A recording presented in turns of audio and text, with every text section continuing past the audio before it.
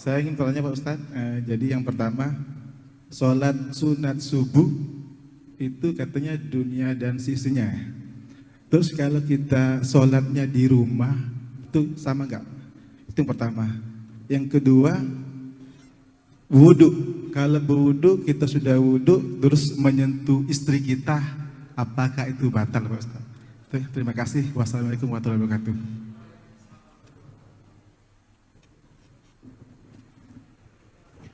Raka'atul fajri khairum minad dunya wa ma fiha.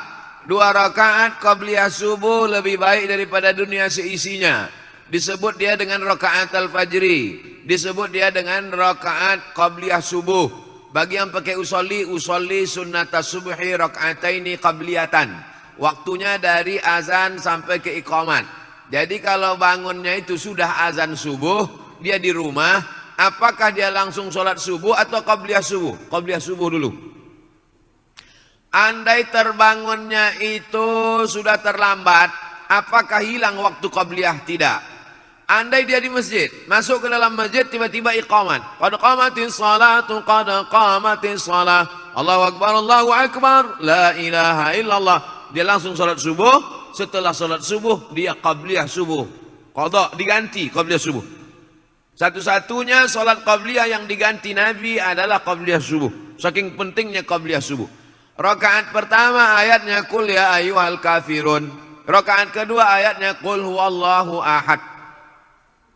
Imam Muslim dalam kitab Sahih Muslim membuat satu bab khusus. Waktunya dari azan sampai iqamat. Jumlahnya 2 rakaat. Ayatnya kuliah dengan kulhu. Keutamaannya lebih baik daripada dunia dan seisinya. Kalau qabliyahnya saja lebih baik daripada dunia dan seisinya, apalagi sholat subuhnya.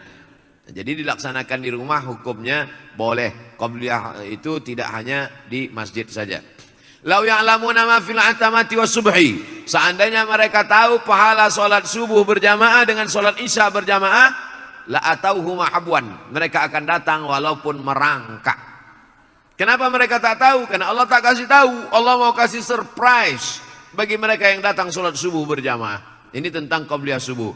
Yang kedua tentang bersentuhan laki-laki dengan perempuan yang tak mahram. Istri itu mahram karena nikah, tapi dia tidak mahram karena nasab. Yang dimaksud di sini mahram nasab. Apa beda mahram nasab dengan mahram nikah? Mahram nasab tak ada syahwat, tak ada nafsu. Orang dengan anaknya, kalau ada orang bernafsu dengan anaknya, ikat biar kami bawa ke panti sakit jiwa. Jadi nanti kalau ada orang mengatakan itu kan istrimu, istrimu itu kan mahrammu, maka tak batal wudu'mu. Yang dimaksud mahram di sini bukan mahram nikah, tapi mahram nasab.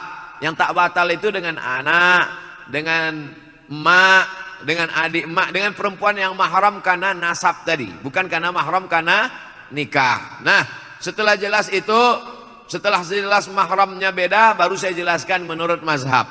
Menurut mazhab Hanafi, mazhab yang paling tua dulu, namanya Imam Abu Hanifah, mazhabnya Hanafi, tinggalnya di Kufah, Irak sekarang, meninggalnya tahun 150 Hijrah. Menurut mazhab Hanafi, bersentuhan laki-laki dengan perempuan tidak batal wudu. Karena makna ayat aula mastumun nisa. Kalau kamu menyentuh perempuan, makna menyentuh di situ, makna menyentuh di situ jima, bukan sentuh kulit. Tapi karena bahasa Quran itu tidak vulgar, bahasa Quran itu tidak porno, maka dia tidak katakan jima, dia katakan menyentuh. Tapi makna menyentuh di situ jima, jima baru batal wudu. Kalau sekedar menyentuh tak batal, menurut Hanafi. Itu makanya orang India, Pakistan, Bangladesh banyak dia menyentuh-nyentuh di Masjidil Haram waktu dia tak batal karena mazhab Hanafi. Mazhab Hanafi itu yang paling banyak di dunia ini, Turki, India, Pakistan, Bangladesh, Kufah, Irak. Mazhab yang kedua Maliki, nama imamnya Malik bin Anas, tinggalnya di Madinah, makamnya di Baqi samping Masjid Nabawi. Meninggal tahun 179 Hijrah. Menurut mazhab Maliki, bersentuhan laki-laki perempuan yang tak mahram batal kalau ada syahwat. Kalau tak ada syahwat tak batal. Bersahwat baru batal. Tak bersahwat tak batal. Yang ketiga mazhab Syafi'i. Nama imamnya Muhammad bin Idris. Makamnya di Mesir, di Kairo. Meninggal tahun 204 Hijrah. Menurut mazhab Syafi'i, asal bersentuh laki-laki perempuan mau bernafsu tak bernafsu batal. Bernafsu tak bernafsu batal. Wudu. Abdul Somad pilih pendapat mazhab Syafi'i. Kenapa pendapat itu yang Ustaz pilih? Karena saya dari kecil belajar mazhab Syafi'i. Di sekolah belajar mazhab Syafi'i, di Mesir belajar mazhab Syafi'i, dan menurut saya pakai mazhab ini lebih selamat. Lebih selamat apanya Pak Ustaz? Misal saya berwudu dari rumah, pergi undangan ke hotel, sampai di hotel mengucapkan selamat ke mempelai, selamat ya, selamat. Saya udah jaga, tapi yang perempuan itu disentuhnya ujung jari saya. Lalu kemudian saya sholat, Allahu Akbar. Datang setan berbisik, Abdul Somad, wudu kau batal. Kata saya, tidak, aku tak bernafsu. Kata setan, ada sikit gitu. Kan? Berkata-kata dalam pikiran. Tapi kalau saya pergi ke toilet, saya berwudu lagi, saya ulang wudu, saya sholat, maka hilang itu semua. Hilang kata-kata. Itu makanya mazhab Syafi'i itu dikatakan asyaddu ihtiyatan, tingkat kehati-hatiannya lebih tinggi. Mazhab Syafi'i itu tingkat kehati-hatiannya lebih tinggi. Di antaranya dalam masalah wudu ini. Yang kedua masalah imsak waktu subuh. Mazhab Maliki tak ada imsak. Saya tinggal di Maroko, mazhab Maliki. Maliki itu yang paling banyak mazhab Maliki. Tunisia, Aljazair, Maroko, Mauritania, Andalusia, Irak, sebagian Mesir. Banyak mazhab Maliki. Dalam mazhab Maliki tidak ada imsak. Jadi kulu makanlah, washrabu minumlah sampai azan. Allahu Akbar, Allahu Akbar. Jadi kami di Maroko tidak ada itu sirine imsak. Jadi kami makan aja. Makan, tiba-tiba azan. Mulut berisi. Mazhab Syafi'i tidak begitu. 50 ayat sebelum azan ada imsak.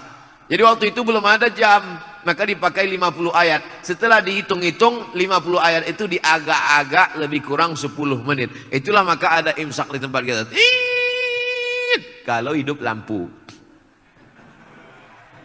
Tingkat kehati-hatiannya lebih tinggi. Setelah bersih mulut, gosok gigi, baru kemudian terdengar azan. Jadi lebih hati-hati sehingga tidak ada was-was. Demikian. Allahu a'lam. Baik, kami silakan Ibu.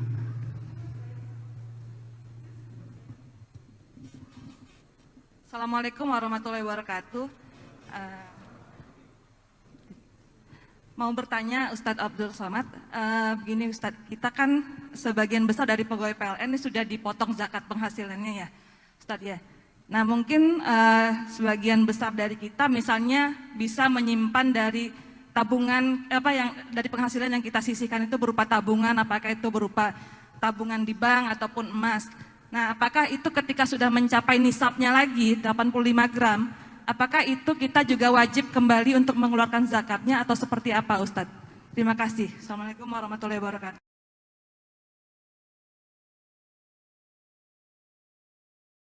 Teknis, berarti tak masuk yang tadi.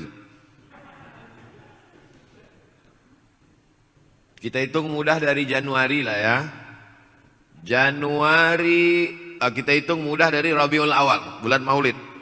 Rabiul Awal 1442, yaitu bertepatan nanti dengan November, sudah keluarkan zakatnya. Kebetulan ibu dapat 10 juta. Amin. Banyak yang tak setuju.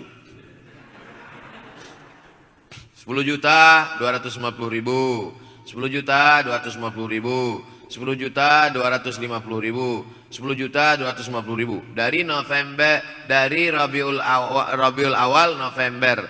Maka Rabiul Awal garis miring November 2021, yang 120 juta kotor tadi tidak dikeluarkan lagi zakatnya karena sudah dikeluarkan duluan. Sudah dipakai untuk biaya anak sekolah, untuk itu, untuk ini.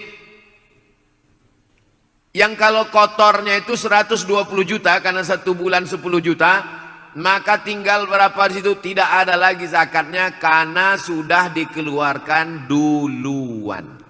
Oleh sebab itu catatannya mesti 2. Tapi kemudian ibu, bapak, tuan-tuan, ada tabungan.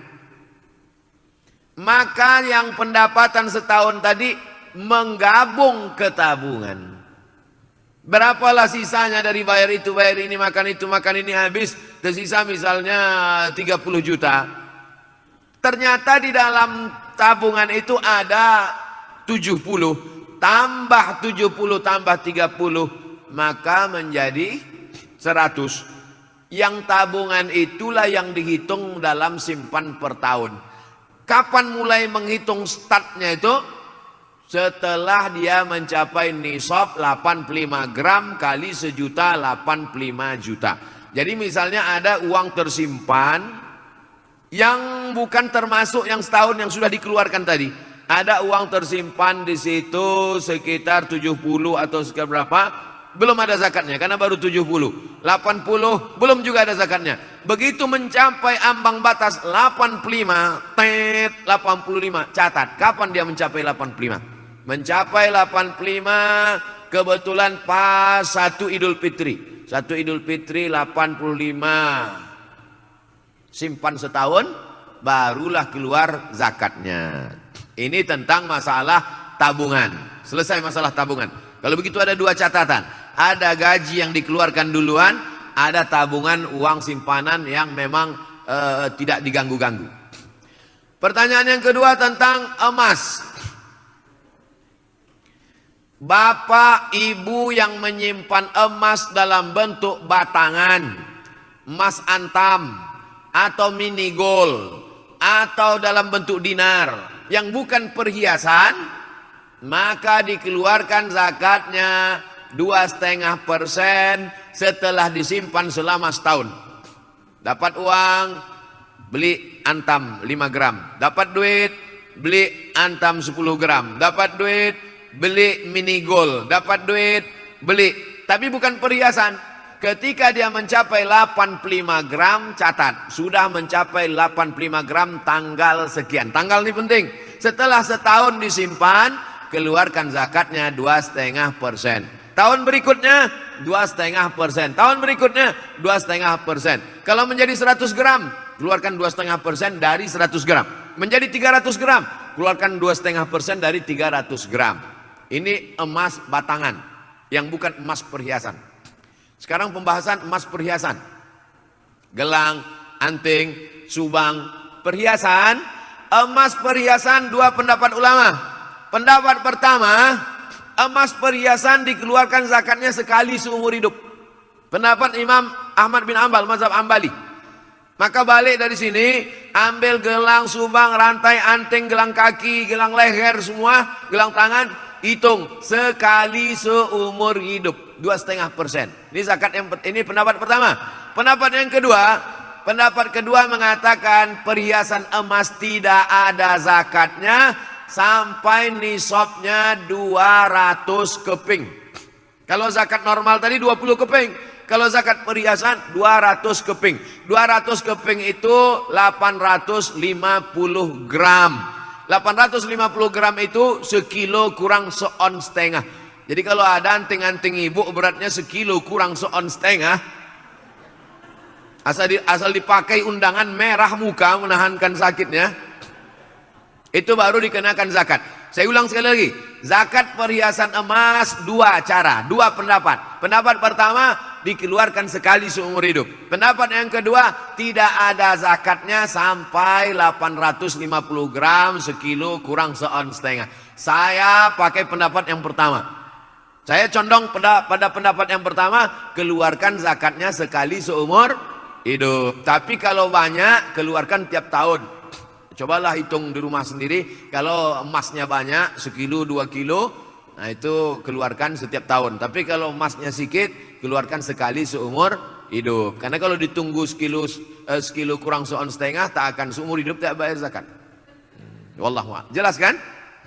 Wallahu a'lam bishawab. Jangan lupa subscribe, like, and share. إلهي ناس دول الفردوس